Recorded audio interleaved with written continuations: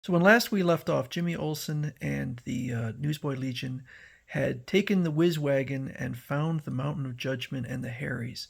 So let's continue on. This is from January 1971. Superman's pal, Jimmy Olsen. You're finished, Superman. You can't beat the horde of killer Superman I'm unleashing from my evil factory. Who are the Harrys? Why are they? Why they are the top of the iceberg? The part one can see jutting out of the depths of the unknown. But what is at the bottom of the symbolic iceberg? Why, File 202, of course. And the secret, that, my friends, means more than mere fright, mere danger, mere death. But don't let this stop you. Follow Jimmy Olsen and his pal Superman to the evil factory. They're active little creatures, aren't they? Alive and spirited. Also together for the first time, the original Newsboy Legion and their sons, plus the new spectacular Golden Guardian. Living replicas of their famous counterparts, Jimmy Olsen, the Newsboy Legion, and tiny twins of Superman himself. They are ours now to use as we wish, but first we shall tranquilize them with the Z-Ray until a mission is devised for them. We have done well thus far. As representatives of our forces on Earth, we must be ever precise with our responsibilities. How little Earthmen suspect of our presence here. So we get a large full-page picture. With our superior equipment, we have rapidly established a project to rival their own. Now, from living cells, we can produce what they do, human beings. Of course, we stole the first sample from the Earthmen, but now we can make our own. We shall breed them in all sizes, as small as we want them, and as large as their destinies demand. Sorry about my hand, but I'm trying to push down this page. Here is our prize giant. His genetic structure is an offshoot of the cells we stole from the Earthmen. But we have bred him to destroy the one ally of Earth who could successfully defend them against us. Our giant has but one desire, to hate, to kill Superman. He will soon be ready, Mokar. His exploit shall brighten our leader's cause, Simeon. Meanwhile, streaking along the hazardous twists and turns of the legendary drag strip known only as the Zoomway. What an incredible vehicle the Harrys have built. It is a converted missile carrier of the Harrys call the Mountain of Judgement, and in it they speed through this hidden domain, developing their own society. As Superman approaches a stretch of the Zoomway, his speeding body triggers an invisible beam and a strange symbol appears on the road below. The sign just where the Harrys said it would be. This is where we part company, but not until I relieve the Harrys of their excess cargo. Like a defiant giant, Superman stands before the onrushing mechanical mountain as it screeches to a halt. Between its giant wheels, a great door opens. Light floods the road and commands fill the air. Center door open. Sentries out for duty. Prepare our guests and their Whiz Wagon for disembarking procedure. That's the voice of Jude, leader of the Harrys. It was good to see you again, Superman. You are among the few who know of our existence, and among the first to participate in the secret project which produced your kind, Jude. Are my friends ready to leave? Yes, but hurry. All that I told you privately inside our vehicle is true. You are needed at the project. I can't believe what has happened, but I'll look into it. Here come your friends in their vehicle. Our magnetic directors handle it easily.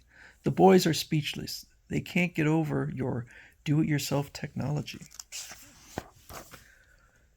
Like a bolt of lightning, Superman flashes off in the direction of the mysterious project with his friends in pursuit. I wonder how Jimmy Olsen and the present Newsboy Legion will take the surprises ahead. We've reached the first checkpoint without trouble. The Harrys must have radioed our approach. Every checkpoint is cleared as the arrivals surge through lighted tunnels towards a destination known only to Superman.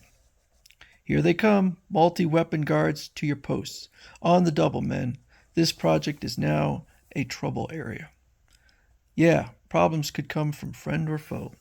Superman and his young companions are carefully and grimly scrutinized every step of the way, as they are directed by the military, who betray a strange wariness in their cool but curt manner.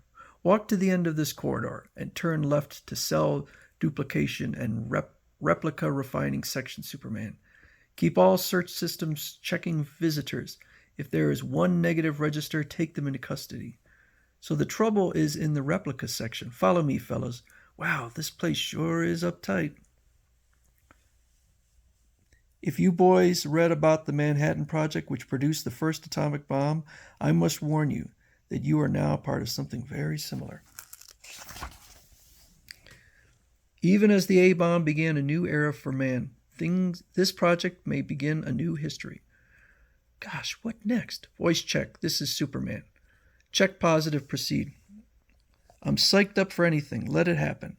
I'm not that crazy about the place. Maybe they're building a new type of submarine. Man.